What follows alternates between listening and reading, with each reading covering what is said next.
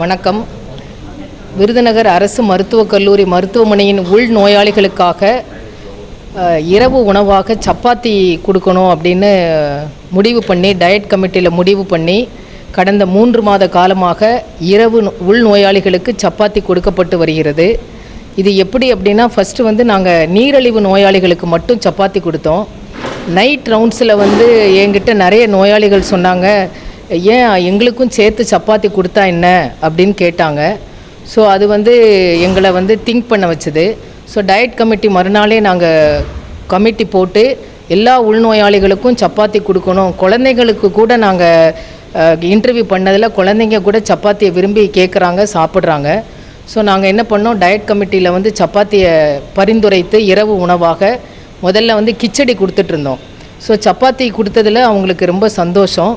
So அந்த சப்பாத்தி வந்து ஒரு நாளைக்கு வந்து திங்கள் புதன் வெள்ளி வாரத்தில் 3 நாள் கொடுக்குற மாதிரி பிளான் பண்ணோம். அதில் வந்து ஒரு நாளைக்கு 1500லேருந்து 2000 சப்பாத்தி போட வேண்டியது இருக்குது. இந்த சப்பாத்தி மேக்கர் அப்படிங்கிற ஒரு இதை சஜஸ்ட் பண்ணி நாங்கள் அதை வந்து சப்பாத்தி மேக்கரை வாங்கி அது வந்து ஒரு மணி நேரத்தில் 500 சப்பாத்தி கடன்னு போட்டு வந்துடுது. அதனுடைய குவாலிட்டியும் நல்லா இருக்குது.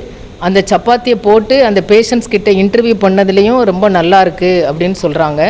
ஸோ இது எங்களுடைய உள் நோயாளிகள் மத்தியில் வந்து பெரும் வரவேற்பு.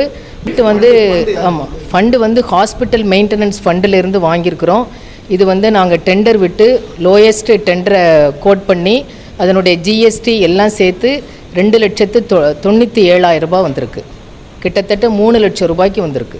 சில குழந்தைங்கள் வந்து நான் ரவுண்ட்ஸ் போகும்போது எல்லாரும் தோசை சாப்பிட்டுட்டு இருந்தாங்க. ஏன் இட்லி சாப்பிட்லையான்னு கேட்டால் தோசை தான் பிடிக்கும்னு சொன்னாங்க. ஸோ குழந்தைங்களுக்காண்டி காலையில் கல் தோசை போட்டு கொடுக்குறோம். நாங்கள் நைட்டுக்கு சப்பாத்தி கொடுக்குறோம். குழந்தைங்க விரும்பி சாப்பிட்றாங்க. செய்திகளை உடனுக்குடன் தெரிந்து கொள்ள உடனே சப்ஸ்கிரைப் பண்ணுங்க.